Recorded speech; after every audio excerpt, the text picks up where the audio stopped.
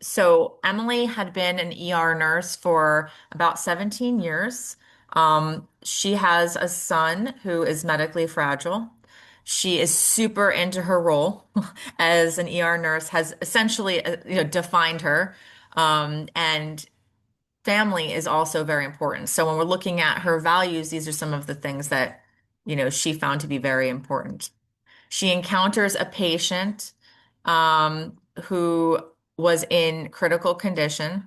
The family kept calling the hospital and patching through to try to come in to see the patient who was in critical condition. And at that time, the policy of the hospital is no visitors. I don't know if anyone remembers this or had to experience this. And if this is something you had to experience and it's triggering for you, please feel free to take a moment or go off camera because a lot of us had similar experiences where you couldn't go and say goodbye. You were not permitted to come into the hospital at all. For the medical staff, they're fielding the calls. So that people want to FaceTime, they're trying to come in, they want to get to the front door. That's my mom, that's my dad, that's my, I need to get in. So they need to see their father or their mother. So in this case, the family keeps calling. The hospital is short-staffed. Staff is starting to get sick themselves. A lot of fear is happening. Some staff resign. They don't have enough, equipment. The doctor orders an order on this particular patient. Emily does not agree with the order, but she's not a doctor, she says. So she's going to follow the order. She does it, and the patient ends up passing away within 48 hours. So you can imagine what's happening here. I don't meet her until years later. So this happened, years before. She comes with what looks initially like some PTSD-like symptoms. She's has anxiety, every on edge, saying a lot of I should have's, over and over, and I should have just quit. I should have just gone against what the orders were. I should have just, allowed the family to do a FaceTime call, like just a lot. There was a lot of this happening. The sessions with her were very intense, a lot of emotion, and ultimately decides to leave the nursing career. But that was a really difficult decision as that was who she was. She defined herself as a nurse, but she said she also defines herself as a mother. So she decided to leave the field. So examples of like what Dr. Roberts was saying is the moral injury piece is acts of omission, things she didn't do. I didn't call the family, right? These are things I did not do. And then things she did do. I followed the orders that ultimately she thought led to the patient's death. And that was her lens. That was her view. That's not necessarily fact. But all of the things we're going to talk about today are view, right? It's your own, view on how you see things, your own neuroperception. And she did feel betrayed by the system she was in, the hospital system. She felt the leadership didn't want to hear it. She felt they were ill-equipped to deal with this. Um, though at the time, I'm not sure who was equipped really to deal with it at the time. And so this was an example of kind of, a case that I worked with, and really coming to um, deep reflection on her, what she values the most about herself, and feelings of um, deep remorse and deep guilt about some of her actions. And I would say some of her actions she felt kind of transitioned into like, is this who I am as a person? Right. And so we had a lot of those conversations. So this is that case in the healthcare field. I don't know if in your work, anyone who's on the call has worked with anyone who's in healthcare or has had experiences like this or knows someone in your own life that kind of grapples with some of this. I'll open it up for a minute to see if anyone has any reaction to Emily's case.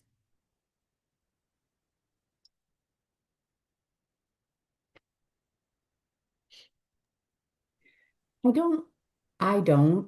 But what this is making me think of is in some ways in which we don't understand how our students really have been impacted by the pandemic. I mean, at the time, we would get lots of requests for people whose, had family members were sick, or family members who had died, and we were dealing with those in like at as it was happening.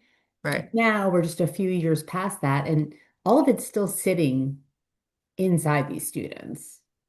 And so it's Yeah. just really interesting to think about um, how we have to bring that lens of like what everyone has been through to each call that we have with the student, each meeting that we have with the student. I feel like we talked about it so much when it was happening and then just much less so now. But it doesn't mean, just to your point, like this is something that happened to Emily years ago, and you're Right. coming at it, 4 or 5 years down the line. That's where we are with our students. And I don't know how much of that lens we bring to, our intake meetings and the questions that we have with the students. That's a great point. It's so interesting how all-encompassing it was at the time. If anyone remember, it's like being in it at the time. It was all everyone talked. I mean, that's it's like a whole different thing. And now we're like past it.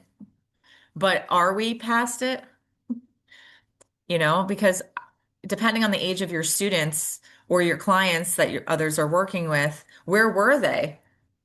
5 years ago, 6 years, how old were they? What were they kind of going through? Were they still in high school? Were they, like, I don't know. So that's a really good point, Jennifer. Like, we kind of just like, yeah, that's a thing that happened, but it's living inside of people, what they had to go through or who they may have lost.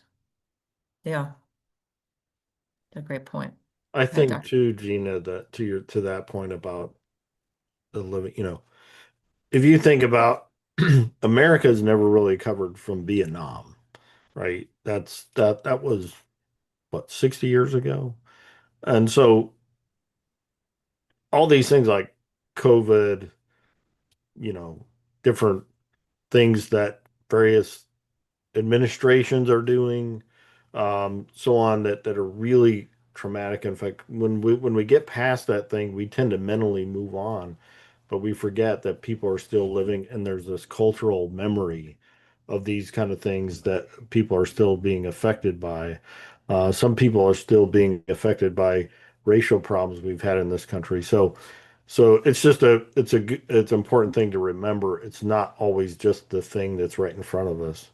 Um, but it can be what's happening now can trigger memories from COVID or other things. So it's a really good point for us to remember that it could be a compilation of things or accumulation of things over years for the stuff. So Yeah, yeah. We always say like that, traumatic experiences and trauma lives in the body, and so. In this case, it did. It did for her, and working really through it was really really tough. And her coming to that decision to leave her career was not an easy one, but one she felt like had to happen in this case. And so for this, just areas to consider that you would have anyway, I'm sure, but just like what kind of self-care or taking care of self is our healthcare workers, first responder, what are they doing to take care of themselves? Physically, emotionally, spiritually, mentally. A lot of times, if you're in a helping profession, you tend to be a helper and not a very good helpy. Like it's kind of if you're the kind of person who's like, I just want to help and give and do and right, you tend to not receive help in the same way. And so, what does that look like? Her own internal self-talk was really important in our work together as well as exploring her relationship to the leadership in the hospital and what was the process, what are the protocols normally, what are things you find yourself kind of morally grappling with on a daily basis. We had a lot of conversations about that. And how could she have sought out any support after her patient had passed away? That was an area of like what's in place at your hospital for when these things happen? Like, is it like, oh, okay, now move to the next thing? Or do you have a space to process what just happened or grief that could be living there? So those were areas that we kind of considered in our work together. All right. Gina, Yes, go ahead, Gina, Ash. Yes, please. and And just out of curiosity, so what kind of supports were available in the hospital setting? Her description, now this was her description to me, which was they were like, well, we have what is it called? EAP, and you can do that. You can call, here, but there wasn't anything available. And honestly, I think she probably did not at the time seek it out because they were on like a minute to minute, like just keep going, just keep going kind of basis. So her description to me was there was not a lot of support available to her.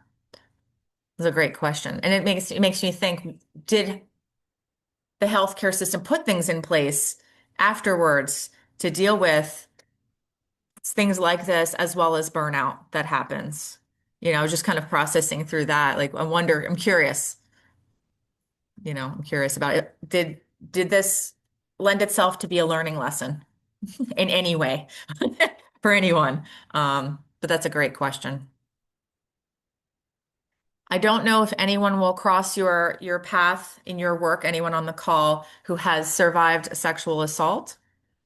My assumption is if you're in any type of caring industry, you will, in some way. You might not know all the time,